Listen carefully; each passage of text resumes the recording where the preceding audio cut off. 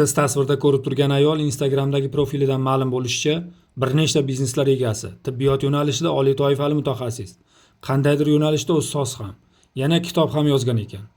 Ammo ushbu video lavhamiz uning biznesi yoki ustozligi yo uning erishgan yutuqlari haqida emas, balki uning oddiygina bir fuqaroning pulini olib, uni aldab bermay kelayotgani haqida bo'ladi. Men Zebo Rustamni tibbiyot yo'nalishida 15 yillik tajribaga ega tibbiyot xodimlarining kasbiy malakasini oshirish, aholini kasbga yo'naltirish Maymet akademiyasi asoschisiman. Vodiy 24 tahririyatiga qilingan navbatdagi murojaatda aytilishicha, Farg'ona shahrida yashovchi Shahnoza ismli ayol unga tanish bo'lgan Toshkent shahrida yashovchi Nuriddinova Zebo ismli ayol o'z rahbarligidagi Niyotianshan shifobaxsh buloq suvi mas'uliyati cheklangan jamiyati bolalar tagliklari ishlab chiqarishini, unga Farg'ona vodiysiga mahsulot sotish bo'yicha rasmiy diler bo'lishini taklif qilganini, uning gapiga ishonib 170 million so'mdan ortiq pul sarflab, hozirda bergan pullarini ham, va'da qilingan mahsulotlarni ham ola olmayotganini, bu bo'yicha Ichki ishlar vazirligining 1102 qisqa raqami orqali murojaat qilganligini,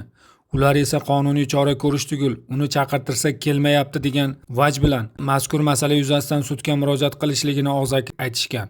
Vodiy 24 tahririyati holatni mustaqil o'rganish va jurnalistik material tayyorlash maqsadida Nuriddinova Zebo bilan telefon orqali bog'langanida u holat yuzasidan aniq ma'lumot bermagan. Hop, pampers olishgan bizdan bo'lib, pampersni yaroqsiz holatda 4 oydan keyin obratno olib kelishyapti. Keyin yana yurist chaqiryapti, kelishmayapti. Keyin xodimlar chiqishyapti, ular bilan haqoratlashib, audio zapislarniki bor, u gaplashilgan. Shahnozani o'zi qo'limda litseniya olgan qiz o'ziman, sanatoriyani litseniya olib ketgan qiz.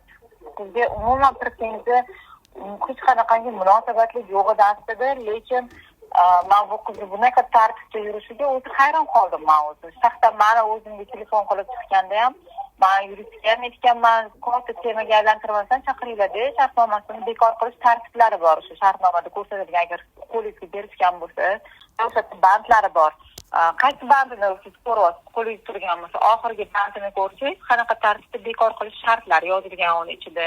Ikki tomonlama qo'l qo'yilgan, imzo chekilgan.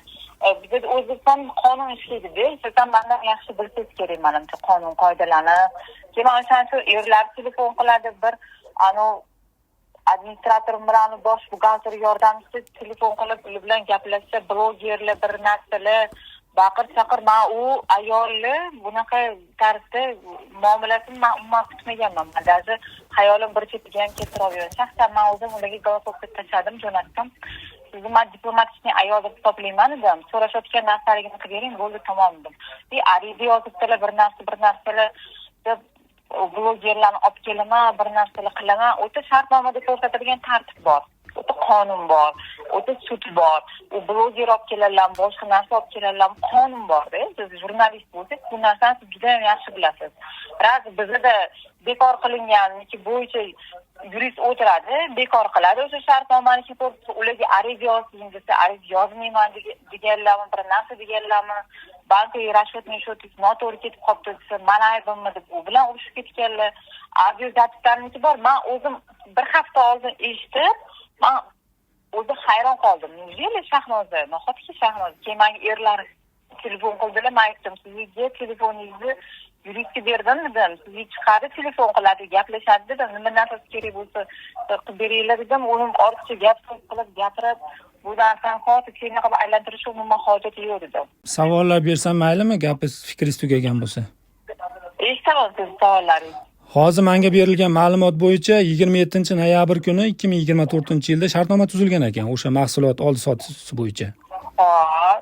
Shartnoma summasi, jami summasi keltirilmagan.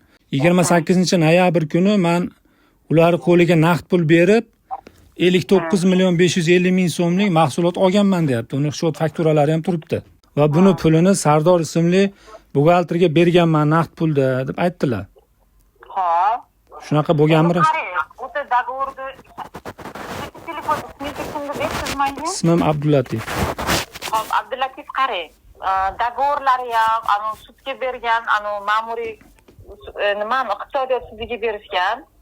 Yaroqsizligi bo'yicha ham pampersa videoda rasmlarga olishgan ekan shu paytda tashlab ketgan paytlarida. Lekin men o'zim chiqib ko'rmaganman, men qanaqa holatda tashlab ketganlarini. U bo'yicha Shahnoza Siz ular advokatlarimisiz, yuristlarimisiz? man jurnalistman, menga murojaat qildi. Jurnalistsiz. Menga murojaat qildi. Biz murojaatlar bilan Shartnomani qarang o'zi. Mana mashhur o'zi noto'g'ri telefon qilib, bog'lanib, ular bilan, yurist o'zi bilan so'rayotgan dokumentini qilib berishdi.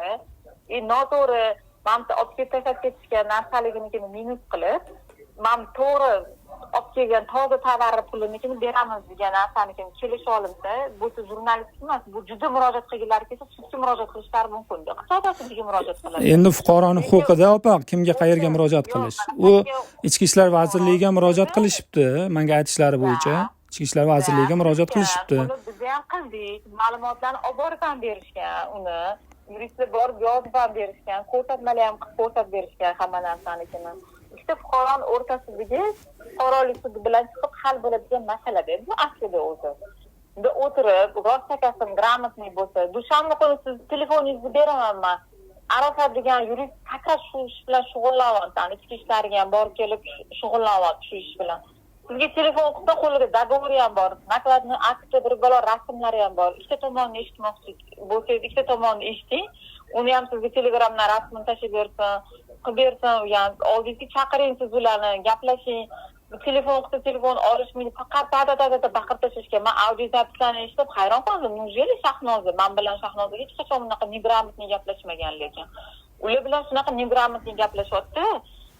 Ular iltimos, hop meni eshiting deb to'xtamasdan gapiryapti meni xodimlarim. Men lekin hayron qoldim mana shu narsani eshitib. Sizga dushanba kuni Abdulatif dezatmizda. Abdulatif. Bu telefon qiladi, Arofatga yurist telefon qiladi, nima savolingiz bo'lsa aytsangiz, ana dogovorlarni ham tashib beradi, yaroqsiz holatda kelgan pampers rasmlarni ham tashib beradi, ana arizasini bor yozib kelganlarni ham hammasini tashib beradi sizga. Mayli, o'zingiz savolingiz bo'lsa bemalol chiqib menga. Ular bilan ham mayli gaplashamiz, lekin men sizga telefon qilganim sababi siz bilan yozishmalar bor-da bu yerda va siz bilan shartnoma imzolangan. Shuning uchun men sizdan so'rayapmanki, shartnoma siz bilan tuzilgan ekan. Sizga berilgan, men naqd pulda bergan pullarim bor. Keyin menga skrinshotlar tashadi ular. 60 million so'm bilan 400 dollarni oldim degan yozuv bor. Peripiskalar bor. Shuning uchun men sizdan so'rayapman bu narsalarni.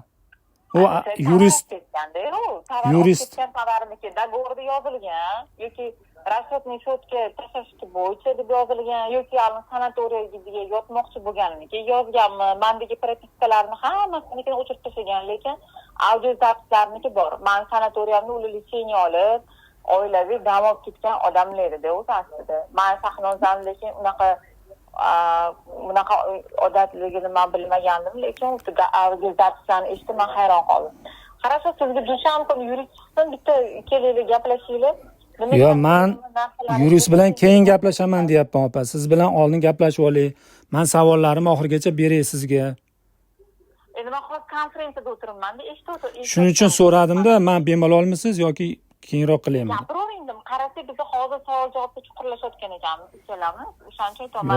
Shu bemalol gaplashadigan mavzuda bu. Bo'ldi, endi 1 soatdan keyin qilaman. 8:30da qilaman.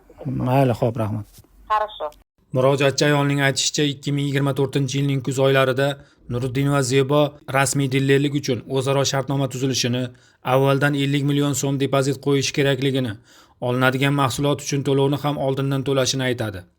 Uning so'zlariga ishonib mahsulot olish uchun oldindan 50 million so'm depozit va mahsulot olish uchun oldindan 2 marta jami 125 million so'm atrofida naqd pul beradi.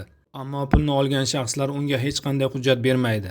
O'zaro tuzilgan shartnomani ko'rib, bu tadbirkor ayolning malakali yuristi ham yo'q shekilli degan xulosaga keldik. Sababi shartnoma to'liq to'ldirilmagan. Uni ustiga O'zbekistonda xo'jalik sudlari tugatilib, iqtisodiy sudga o'tilganiga 10 yil bo'lyapti.